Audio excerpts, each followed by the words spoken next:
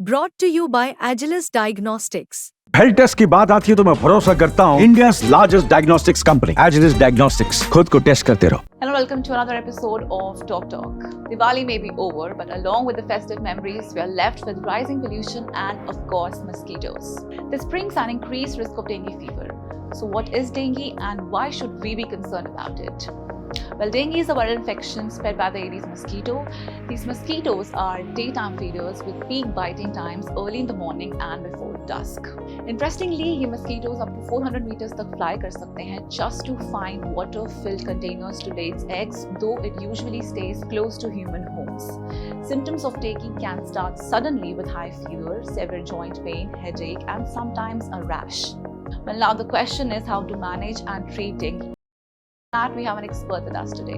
आज हम जानेंगे डेंगू बुखार के बारे में कि डेंगू बुखार क्या होता है, कैसे होता है, क्या इसके कॉमन लक्षण होते हैं, क्या डेंजर साइन है जिनको हमें इग्नोर नहीं करना है, अगर डेंगू हो जाता तो कौन सी मेडिसिन हमें अवॉइड करनी है, कैसे अपना ख्याल रखना है, और इसके साथ साथ में हम ये भी जानेंगे कि डेंगू से कैसे बचा जाए। तो डेंगू जो बुखार जो होता है ये एक वायरल डिजीज होती है, ये वायरस से होता है और ये वायरस जो होता है ये मच्छर के काटने से फैलता है।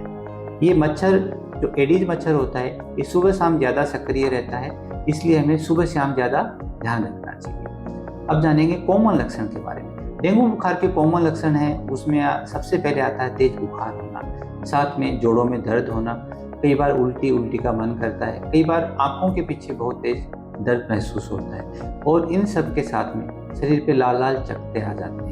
यूजुअली ये जो कॉमन लक्षण होते हैं ये वायरस से संक्रमित होने के 4 से 10 दिन के अंदर आते हैं। अब जानते हैं कि इसके क्या डेंजर साइन है, अगर उनमें से कुछ भी होता है तो हमें उसको इग्नोर नहीं करना है। तो सबसे पहला लक्षण आता है उसमें कहीं से कोई भी ब्लीडिंग होना, जैसे नाक से ब्लीडिंग होना, ब्रश करते टाइम पे ब्लीडिंग होना, अगर कोई भी अबनॉर्मल ब्लीडिंग होना, इसमें सबसे कॉमन लक्षण होता है, उसका हमें ध्यान देना है।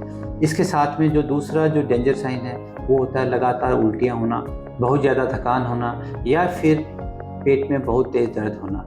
ये सब लक्षण अगर अपने को कुछ भी किसी को होता है तो इमीडिएटली डॉक्टर से कंसल्ट करना चाहिए। अब जानते हैं डेंगू बुखार होने पे कौन सी दवाइयों को अवॉइड करना है। तो सबसे पहले डेंगू बुखार हो जाता है तो हमें डिस्प्रिन जैसी दवाइयाँ, आइबुप्रोफेन जैसी दवाइयाँ या एनसेड्स जिनको बोलते हैं, ये दर्द निवारक दवाइयों का यूज बिल्कुल नहीं करना है। और अपने आप को अपना ख्याल रखने के लिए हमें हाइड्रेटेड रखना है।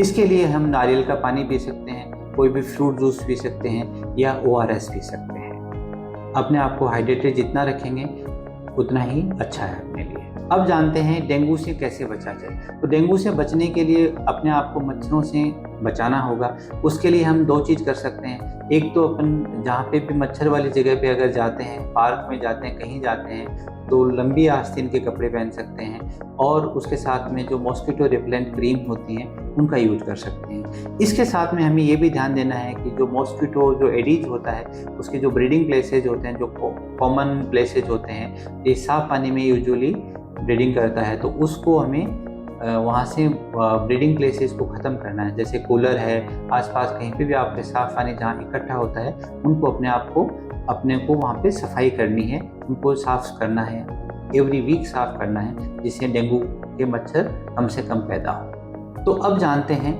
रिकैप करते हैं कि डेंगू से क्या क्या करें। तो सबसे पहले डेंगू से मच्छरों से अपने आप को बचा के रखना है। दूसरी चीज़, अगर डेंगू हो जाता है तो एस्प्रिन और आइबुप्रोफेन जैसी दवाओं से को अवॉइड करना है। तीसरा, जहाँ पे भी अपने को डेंजर साइंस होते हैं उनका ध्यान रखना है। कहीं से कोई ब्लीडिंग हो रही है तो तुरंत अपने आप को डॉक्टर को कंसल्ट करना है। और चौथा, अपने आप को हाइड्रेटेड रखना है, अच्छा पोषक भोजन लेना है जिससे अपनी इम्यूनिटी स्ट्रॉन्ग रही। Thank you. Well, I hope that you've got your answers. That's all for today. Keep watching FitTalk.